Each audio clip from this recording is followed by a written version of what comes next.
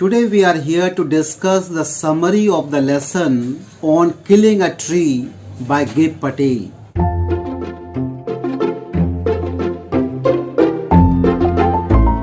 So before we start line explanation, I will give you a short summary, okay? In this poem, the poet tells us that it takes much time to kill a tree. Tree को काटने में, मारने में बहुत वक्त लगता है. Tree को मार देना यानी काट करके समाप्त कर देना ये मामूली काम नहीं है. पोएट का कहना है, you can not kill a tree by simply poking a knife in it. एक चाकू लेकर जाएं, पेड़ में मार दें, पीपल के पेड़ में, डैमेज हो जाएगा, ऐसा नहीं होता है. सर्वाइवल इंस्टिंक्ट इतना प्रखर है एक ट्री का, जो जीवनदायिनी है मनुष्य के लिए. शायद वो मनुष्य के लिए जीना चाहता है. पोएट गिब Patel says that it takes much time to kill a tree. It is not easy to kill a tree, to cut a tree. A tree has taken a long time and it has extracted nutrition from the soil, sunshine, so many things that made it very strong. And after getting all these nutrients, a tree has grown big by rising out of the earth. Then tree gets rise out of the earth. बहुत समय लगता है nutrients लेने के बाद एक tree rise करता है और विशाल वृक्ष बन जाता है. So all these days, for too many years, tree has absorbed sunlight, air, water, soil nutrients from the earth. Leaves then shoots out of its bark. तब जाकर के उसके ब्रांचेस से, उसके बार्क से, बार्क मीन्स जो छाल होता है उसका, बाहरी परत, ट्रंक का, ब्रांचेस का, उससे शूट निकलता है, लीव्स निकलता है.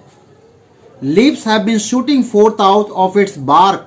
इतने दिनों के बाद, न्यूट्रिएंट्स लेने के बाद, सनशाइन लेने के बाद, एयर लेने के बाद, तब जाकर के उसके बार्क से शूट निकलता है, लीव्स का. The poet believes that it is not easy to cut a tree by simply giving a blow, rough blow, striking heavy blows, और by cutting into pieces the tree is never killed. This is the belief of the poet. ये poet का मानना है कि simple वॉर से, jabbing से, rough blow से you can not kill a tree. एक सिंपल वॉर अगर करते हो आप, the bark will again regain, अपने आप को फिर से रिगेन कर लेगा. Bark, shoots, its original position. अगर आप पेड़ को काट भी देते हो, अगर उसके जड़ को संपूर्ण रूप से कैविटी से नहीं निकालते हो, तो क्या होगा? स्मॉल कर्ल्ड ग्रीन ट्विग्स, घुमा घुमा ग्रीन ट्विग्स फिर से जग उठेगा, फिर से अंकुरित हो जाएगा. Any problem? Green twigs will rise from the ground. Green twigs फिर से राइज कर जाएगा. क्या कहना चाहता है कवि? It is not easy to kill a tree. इतना उसमें सर्वाइवल इंस्टिंक्ट है. If these are not checked, अगर फिर से डैमेज ना करें शूट्स को, अंकुरित जो फिर से काटने के बाद कर्ल करके निकला है उसके पार्ट्स, शूट्स, उसको फिर चेक नहीं करें, उसको फिर डैमेज नहीं करें, तो क्या होगा? The branches will develop again. फिर से ब्रांच बन जाएगा, फिर से ट्री उत्पन्न हो जाएगा. Any problem? The trees will grow to its former size. फिर से पहले के साइज में वो उठ खड़ा होगा. So poet believes that in order to kill a tree completely, पूर्ण रूप से ट्री को काटना, मारना, इसके लिए उसके जड़ को संपूर्ण रूप से निकालना होगा. Roots need to be pulled out completely. यानी पूरे पेड़ का मुख्य पार्ट क्या है? According to poet, roots is the important part. When you take out full root from its cavity, then only it is possible to kill a tree. Root का एक हिस्सा भी रह जाएगा, एक कण भी रह जाएगा. It will grow to its former size in course of time. समय के अंतराल में फिर से पेड़ बन जाएगा. Any problem? To kill a tree, roots need to be pulled out completely. और क्या करना पड़ेगा? By fastening the tree with rope और ट्रीज के ब्रांचेस को फासन करना पड़ेगा, बांधना पड़ेगा रोप से ऊपरी हिस्सा को, एंड पुलिंग और चॉपिंग इट, और फिर उसको पकड़ के उस रोप को क्या करना पड़ेगा, खींचना पड़ेगा पूरे ब्रांचेस को, ट्री के ट्रंक को, और फिर उसको चॉप करना होगा, काटना पड़ेगा ब्रांच को. When you expose the total root of the tree, expose means cavity से, पूरा जड़ से निकाल दें, धरती से. कोई भी प्लांट का, ट्रीज के जड़ को कंप्लीटली कैविटी से निकाल दें, that refers to totally exposed. This delicate portion has remained inside the earth for so many years. This delicate portion here refers to root.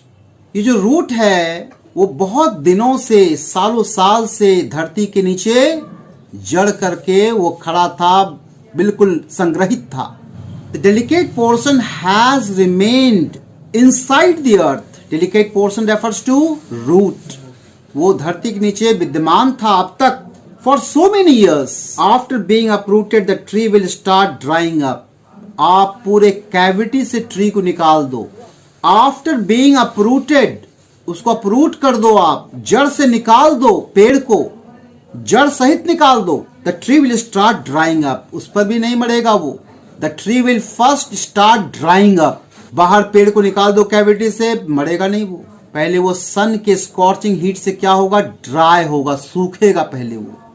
अगर वहां भी पानी दे दिया जाए उस समय भी, तो क्या होगा, वो जीवित हो जाएगा, लगा दे जड़ तो. ड्राइंग के बाद सेकंड फेज क्या होता है मरने का, ट्रीज का. It is not easy to kill a tree. This is the prominent theme that गिप Patel wants to give, convey the readers. Now it will turn brownish. सूख करके स्कॉर्चिंग हीट में it will turn to brownish. Branches, trunk, trees भूरा आका, भूरा रंग का हो जाएगा. It will get hardened.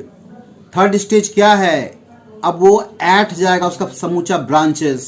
Whole branches, trees part will become hardened. Any problem, twisted, मुड़ जाएगा फिर स्कॉर्चिंग हीट के प्रभाव से. एंड विदर्ड, और तब फिर पत्ते उसके जो ब्रांचेस के मुरझाएंगे. विदर्ड मीन्स मुरझाना. Now the tree has been killed, और तब जाकर के मान सकते हो tree has been completely killed. So it is not easy to kill a tree. It takes much time to kill a tree.